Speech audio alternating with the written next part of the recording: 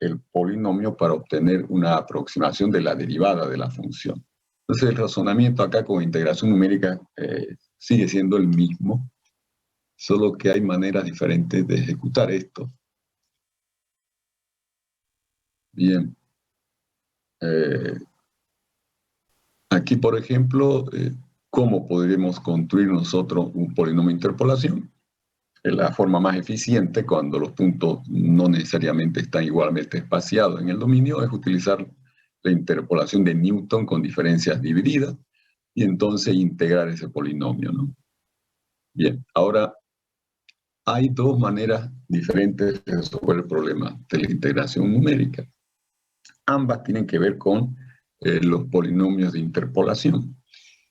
La primera forma es llamado el proceso de Newton-Cotes, o también se denomina de interpolación explícita. En este proceso Newton-Cotes, que denominamos de interpolación explícita, se construye, como estábamos indicando anteriormente, el polinomio de interpolación y luego se lo integra.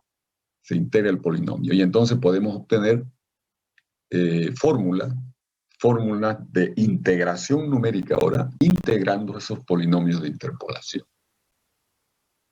Entonces, como el procedimiento construye el polinomio y lo integra luego, se dice que es de interpolación explícita, porque estamos construyendo el polinomio de interpolación de manera explícita.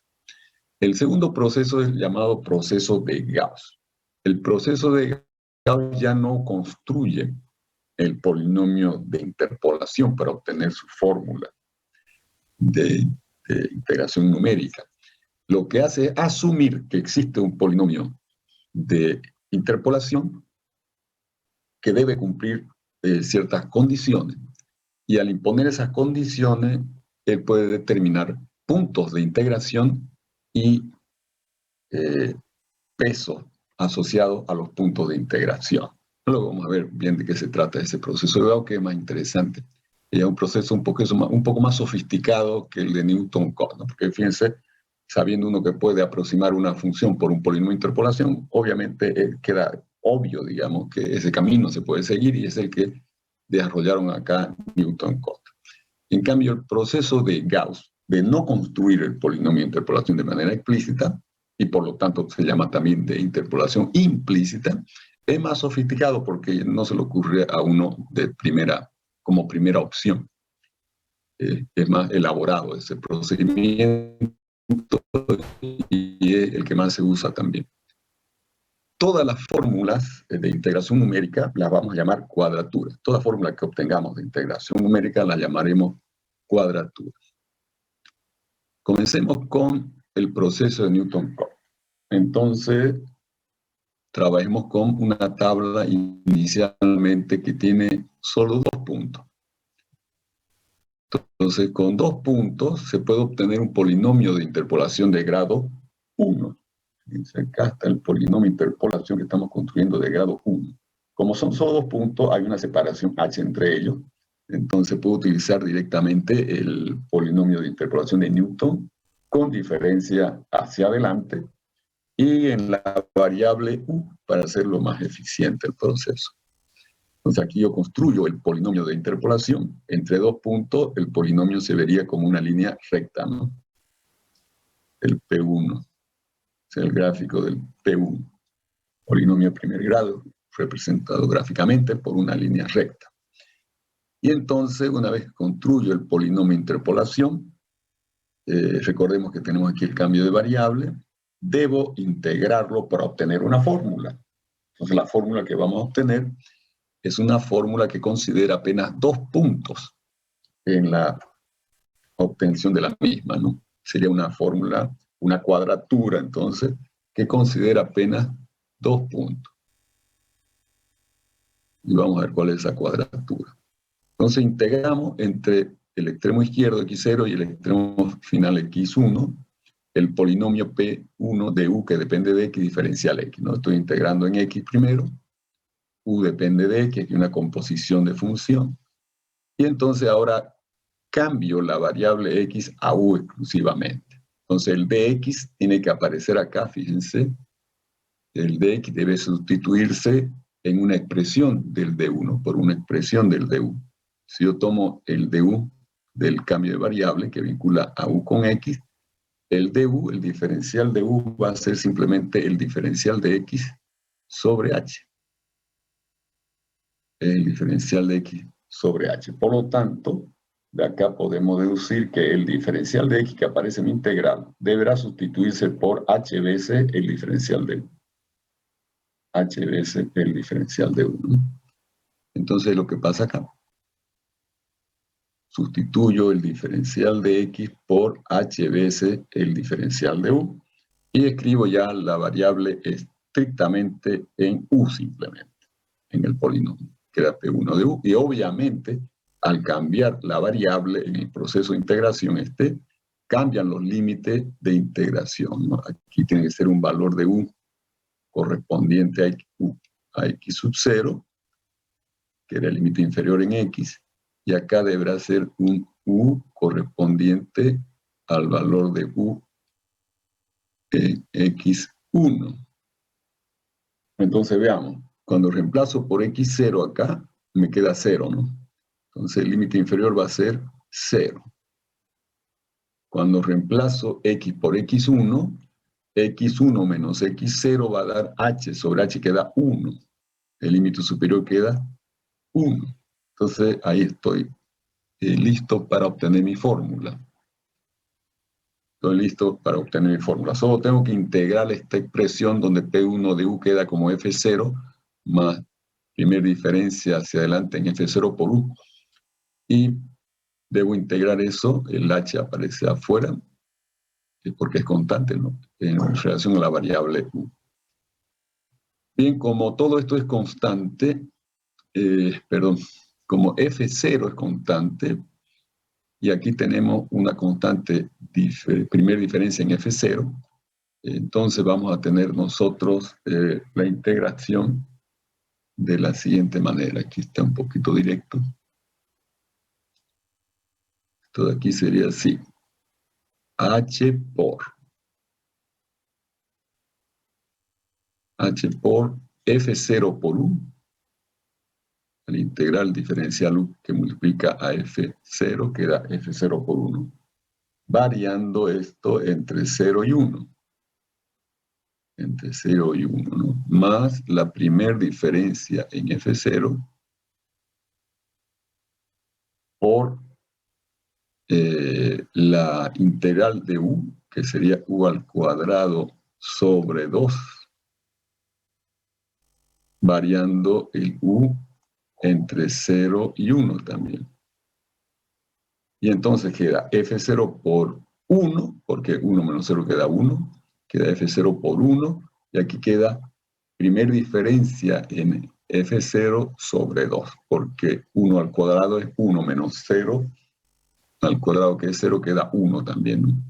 Y entonces obtenemos esta expresión. Está ahí. H por F0 más primera diferencia en F0 sobre 2. Y ahora desarrollamos esta primera diferencia hacia adelante. Y entonces obtenemos, sacando denominador común 2, lo hacemos acá, tendríamos 2F0, H sobre 2 por 2F0 más esta primera diferencia, entonces va a ser H sobre 2 por 2F0 más F1 menos F0, ¿no? Ahí se desarrolló ya la diferencia. Y tenemos al final que nuestra integral es aproximada por esta fórmula, por esta cuadratura que se llama cuadratura del trapecio. H sobre 2 por F en 0 más F en 1.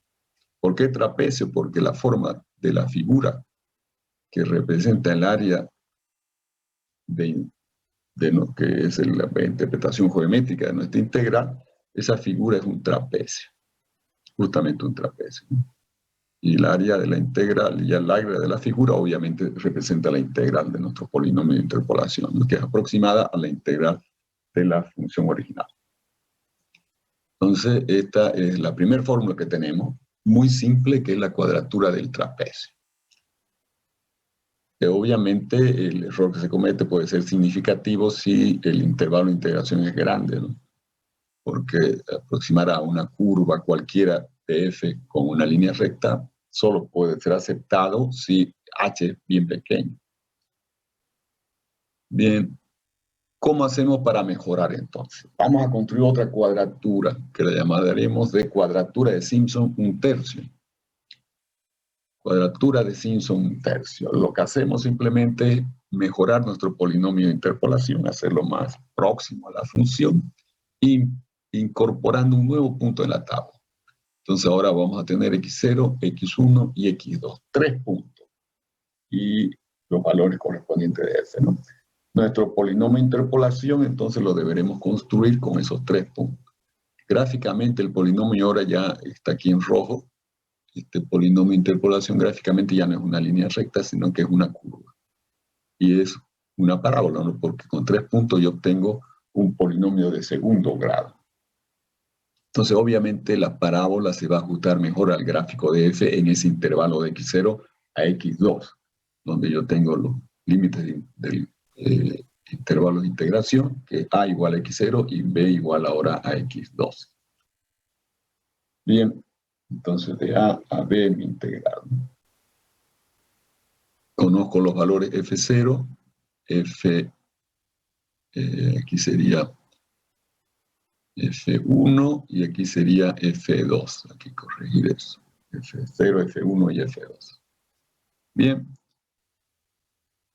Entonces veamos cómo queda nuestro polinomio de interpolación. Aquí, como yo estoy eligiendo los 3 puntos x0, x1 y x2, obviamente estoy interesado en tener fórmulas simples, integración numérica, cuadratura simple. Obviamente voy a decidir tomarlos igualmente espaciados, de modo que haya una separación h entre los pares de puntos consecutivos en mi tabla, ¿no? Es decir, x1 menos x0 va a ser un h, x2 menos x1 va a ser el mismo h. Los puntos están igualmente espaciados, h y h. Bien, entonces construimos el polinomio de interpolación con diferencia hacia adelante, aplicando Newton, diferencia hacia adelante. Este es el polinomio de segundo grado ya con diferencia hacia adelante en la variable u. Recordemos que el cambio de variable sigue siendo x menos el primer punto de la tabla sobre h, ¿no? Y entonces el diferencial x va a seguir siendo h por el diferencial u. Entonces integramos el polinomio en x primero y luego pasamos a la variable u cambiando diferencial de x por h veces diferencial de u. Y quedamos ya con el polinomio exclusivamente en la variable u. Y obviamente tenemos que cambiar los límites de integración, ¿no?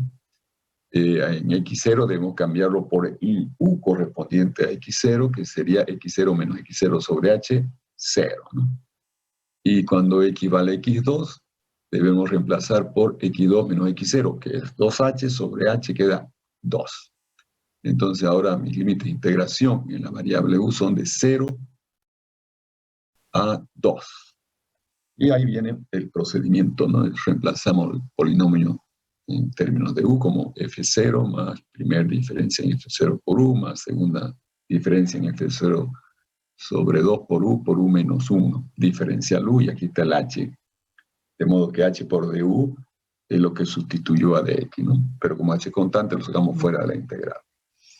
Entonces, integrando esto nos queda la expresión que tenemos acá en las diferencias, ¿no? Hay diferencia de segundo orden, dos diferencias de segundo orden en f0 y una primera diferencia en f0. Entonces aquí desarrollamos la diferencia, a ver, 2f en 0 es la primera. Hemos sacado, no, todavía no hicimos eso. Tenemos el 2f en 0 y aquí tenemos 2f en 0. Aquí está algo.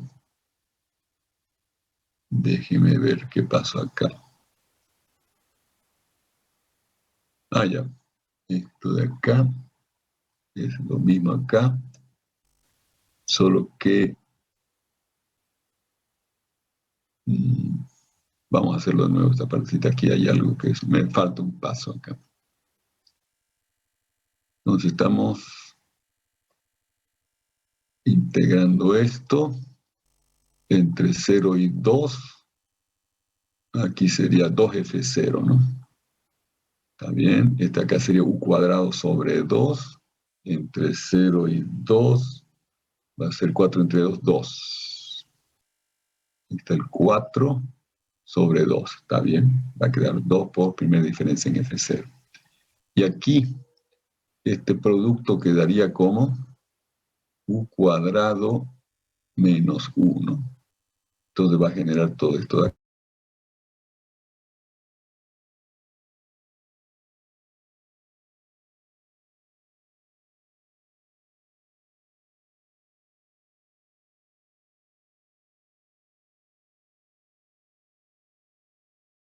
Cero y 2. Esto va a ser 2 al cubo es 8. Menos 0 queda 8 sobre 3, ¿no? 8 sobre 3. Pero como hay un 2 acá por delante, entonces queda 6. El otro término sería u al cuadrado, era u, entonces integrando queda u al cuadrado sobre 2, variando entre 0 y 2. Esto va a ser 4 menos 0 queda 4 sobre 2. Pero como hay un 2 acá, queda 4. Y entonces 4 entre 4 se van. Aquí yo cancelaría la mitad de 8 es 4 y la mitad de 6 es 3. Entonces nos queda 2f en 0 más 4 entre 2 sería 2 primer diferencia en f en 0. Eso ahora está más claro ya. Más está 4 tercios de la segunda diferencia en F0, y aquí sería menos una segunda diferencia en F0. Y ahora desarrollamos, a ver, tenemos 2 en F0 otra vez, 2 primera diferencia en F0. Simplificamos esta expresión de acá, porque tenemos una diferencia, dos expresiones con diferencia segunda en F0. 4 tercios menos 3 tercios, quedaría 1 tercio. 1 tercio de segunda diferencia en F0. Y ahora sí, sacamos denominador común 3 y nos queda 6f en 0 más 6 primer diferencia en F0 y más segunda diferencia en F0. Y ahora desarrollamos la primer diferencia. No, hemos desarrollado la segunda diferencia, perdón, la primera diferencia la mantenemos, tenemos 6f en 0 más 6 primera diferencia f en 0, y ahora esta segunda diferencia en F0 va a ser primer diferencia en el punto 1 menos primer diferencia en el punto 0. Y finalmente simplificamos acá porque tenemos 6 primer diferencia en F0 y menos 1 primer diferencia en F0, queda 5 primer diferencia en F0, ¿no? Y tenemos finalmente 6F0, 6F en 0 más 5 primer diferencia en F0 y menos 1 primer diferencia en F1. Y ahora sí desarrollamos las primeras diferencias, ¿no? Tenemos 6F en 0, aquí sería 5F en 1 menos 5F en 0. Y luego F en 2 menos F en 1. Entonces tenemos en F en 0 menos 5 y más 6 queda 1 F en 0. Las F en 1 son 5F en 1 y menos 1 F en 1 quedan 4F en 1. Y finalmente más F en 2. Y llegamos a la fórmula que se denomina la cuadratura de Simpson 1 tercio. La fórmula es h sobre 3 por f en 0 más 4f en 1 más f en 2. Bien, entonces ahí tenemos nosotros la cuadratura de Simpson 1 tercio que aproxima a nuestra integral y la aproxima mucho mejor que la cuadratura del trapecio. Es bastante mejor. Pero si aún quisiéramos mejorar esta fórmula, esta cuadratura, quisiéramos tener una cuadratura más exacta que la del trapecio y la del Simpson 1 tercio, entonces pudiéramos continuar aumentando puntos en nuestra tabla, ¿no?, que representa la función en el intervalo de integración. Entonces estaríamos subdividiendo tramo h más pequeño nuestro intervalo, pero eso va a ocasionar que el polinomio de interpolación tenga grado mayor y nos dé problemas de mucho trabajo para calcular todo el proceso de la fórmula, y además la precisión puede verse un poco disminuida porque cuando el polinomio aumenta mucho de grado, entre cada par de puntos consecutivos puede haber un pico del polinomio, no puede dispararse. Entonces no es conveniente seguir aumentando el grado del polinomio para mejorar nuestra fórmula. Lo que surge acá es las cuadraturas compuestas como alternativa de solución, que se basan en el concepto de lo que es la integración, ¿no?, de Riemann, que es la que ustedes manejan en el cálculo 1, ¿no? Ustedes saben que la integral de Riemann se obtiene tomando pequeños rectángulos, y entonces con h muy pequeño, delta x uniforme y muy pequeño, y se toma los rectángulos por defecto y se calcula un área, y luego se toman los rectángulos por exceso y se calcula otra área, y entonces la diferencia se toma el límite cuando delta x tiende a 0, y entonces perdón, se toma no la diferencia de una de las formas de cálculo del área, ya sea por defecto o por exceso, ambas se toman el límite y coinciden, y esa es la integral, ¿no? Hay el paso al límite de los rectángulos. Entonces, inspirado en eso, se crean lo que se llaman las cuadraturas compuestas. Ahora utilizamos una regla muy simple que es la regla del trapecio, ¿no? Entonces, en vez de aumentar el grado del polinomio, utilizamos trechos lineales entre cada par de puntos consecutivos y definimos un trapecio entre cada par de puntos consecutivos, ¿no? Y entonces aplicamos la regla de lo que se llama trapecio compuesto. El área que representa nuestra integral aproximada de f va a ser la suma de todos los trapecios, ¿no?, que hemos obtenido al subdividir el intervalo de integración. Entonces aquí solo estamos usando una fórmula, que es la fórmula del trapecio, y estamos sumando sus resultados para cada subintervalo que se obtiene, ¿no? Entonces la integral sería la suma de esos trapecios, y cada trapecio tiene la fórmula f en el punto inicial más f en el punto final del trapecio sobre h, ¿no? Entonces, sumando todo, nos queda nuestra fórmula de trapecio escrita como 1 sobre h por f en 0 más f en n más 2 veces los valores de f en todos los puntos intermedios. Esa es la cuadratura del trapecio compuesto. Esa es la cuadratura del trapecio compuesto. Entonces, obviamente, mientras más trapecios nosotros coloquemos, mientras más pequeña sea la separación entre los puntos de división que usamos en nuestro intervalo, el valor de la integral se va a acercar mucho más al valor de la integral exacta. Y la aproximada se va a la cuadratura compuesta va a dar cada vez más el valor cercano a la integral exacta. Entonces, esa es una idea interesante que ya nos facilita la vida, digamos. Tenemos una fórmula de la cuadratura del trapecio compuesta que nos va a dar valores mucho más exactos en función que simplemente tomemos la separación acá bien pequeña, ¿no? Tampoco podemos exagerar en el h muy pequeño acá, en nuestra fórmula de cuadratura compuesta del trapecio, porque cuando ya h es muy pequeño hay problemas de condicionamiento numérico. Estaríamos dividiendo acá 1 sobre h, ¿no? Y h siendo muy pequeño, imagínense que tiende a 0h, este cociente tiende a infinito, ¿no? Entonces ahí hay perturbación numérica. Hay un límite para achicar el intervalo, la separación entre puntos de división que colocamos para usar la regla de trapecio compuesta.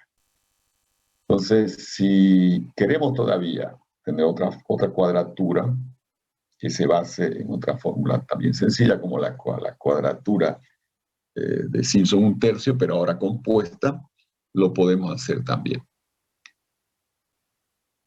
Para la cuadratura de Simpson un tercio compuesta, se tienen que elegir sí, puntos de a 3. Cada terna de puntos que tengamos en nuestro intervalo de integración va a generar una región de Simpson, ¿no? La cosa sería más o menos así. Tenemos acá X y Y donde se grafica F, ¿no? F de X. Entonces aquí tenemos X0 y al final XN. Y tenemos puntos acá. Bueno, vamos a poner X0 y aquí 1, 0, X1, X2, X3. Fíjense, hasta aquí yo tendría una agrupación de 3 puntos, ¿no? Y entonces aquí tendría X0, X1, X2, X3, y este sería X4, finalmente. X4. ¿Cuántos puntos tengo? De X0 a X4 son 5 puntos, ¿no? Cuando usemos la regla de Simpson, un tercio compuesta, debemos cuidar de tener un número impar de puntos para poder hacer lo siguiente. Aquí está F. La F, y ahora la aproximamos con, fíjense, estos 3 puntos constituyen una región de Simpson. Esta es la región de Simpson 1, con estos 3 puntos, ¿no? Y con estos otros de acá, tenemos otra región de Simpson, ¿no? Entonces acá está la otra región de Simpson, la región de Simpson 2. Entonces la integral ahí sería aproximada por S1 más S2. Yo puedo evaluar con la fórmula de Simpson. Fíjense, S1 sería 1 sobre 3H por F en 0 más F en 1 más 4F en 1 más F en 2, ¿no?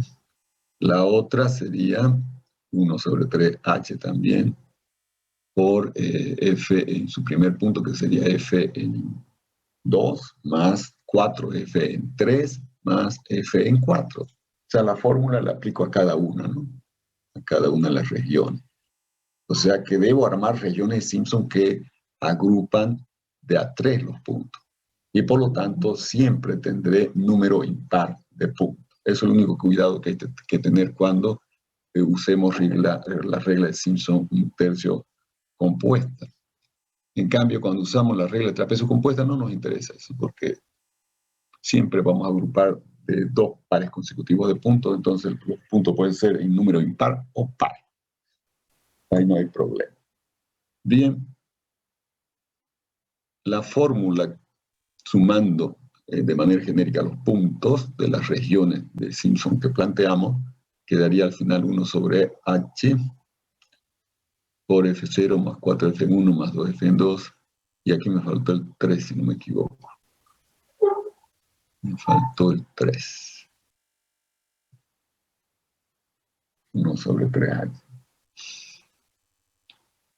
Claro, porque si tenemos 2 regiones de Simpson sería para la primera región 1 sobre 3H, que es la fórmula que tenemos acá, ¿no? Fíjense, H sobre 3. Y esto está todo, vamos a hacer una corrección acá, en realidad es H sobre 3 esto. Vamos a ver.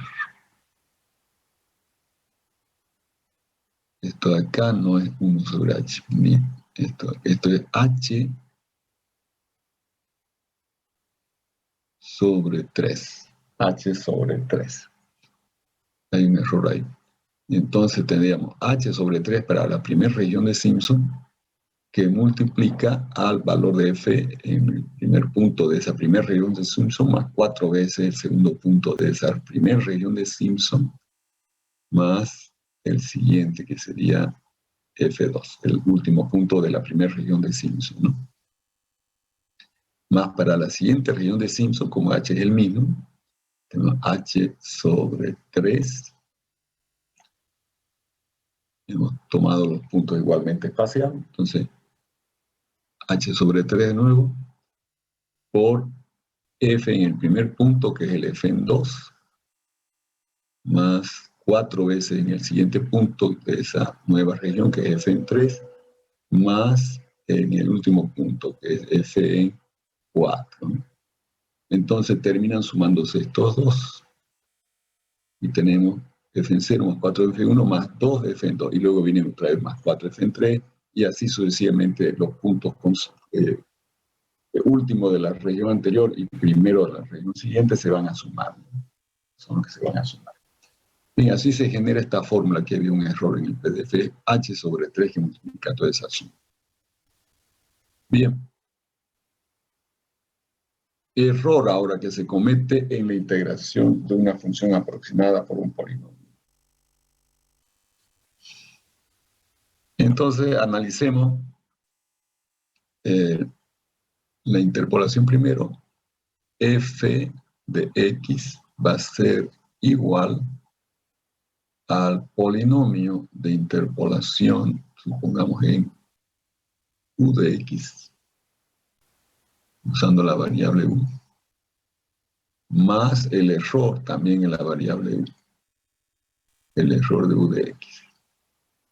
Este error, el error es del orden de h a la n más 1 en la interpolación, ¿no? H a la n más 1. Bien. Entonces vamos a integrar de x0 a xn esta función a través del polinomio de interpolación. Y obviamente, como hemos igualado la función al polinomio más el error, entonces integramos el polinomio e integramos el error para obtener el resultado de la integral exacta. Al integrar el error, obtenemos entonces el error en la integración numérica. Entonces aquí tendríamos el error expresado como u por u menos 1 por u hasta menos n, o la n más 1 derivada de f en el punto intermedio c de nuestra tabla sobre n más 1 factorial por h la n más 1, ¿no? Esa es la expresión del error en términos de la variable u. Entonces, cuando lo integramos, se integra todo esto. Y al final, en el proceso de integración, aparece el dx convertido en du por h. Du por h, pero el h lo pongo acá a multiplicar h a la n más 1 y me queda h a la n más 2. Entonces resulta ser proporcional el error a h a la n más 2. Es decir, el orden del error en la integración numérica a la integral queda h a la n más 2. Mejoró, aunque el exponente de h creció, ¿no? Es del orden de h a la n más 2. Bien, esa particular situación es la que se puede utilizar acá, y la vamos a utilizar para definir nuestro método último de integración numérica, que es el llamado método de Romberg. El método de Romberg, que no es más que utilizar la extrapolación de Richardson para las integrales, que vamos a ver ahora, la extrapolación de Richardson para las integrales como un proceso iterativo que nos permita calcular la integral hasta obtenerla tan cercana como querramos a la integral exacta, usando una tolerancia. Eso nos va a permitir la extrapolación de Richardson, que ahora la planteamos para las integrales. Entonces, veamos. Vamos a ver si ya no va a quedar mucho tiempo para ver esto, pero comencemos con la explicación del asunto de la extrapolación de Richardson para las integrales. Tenemos nuestra tablita con valores x, tres puntos acá primero, y entonces a esta fórmula de la integral con 3 puntos, en realidad aquí la escribí con 3 puntos, pero la integral básica que utiliza la extrapolación de Richardson La vamos a llamar I0. I0 y la hacemos depender de H. I0 de H va a ser la cuadratura del trapecio. Simplemente, la cuadratura del trapecio.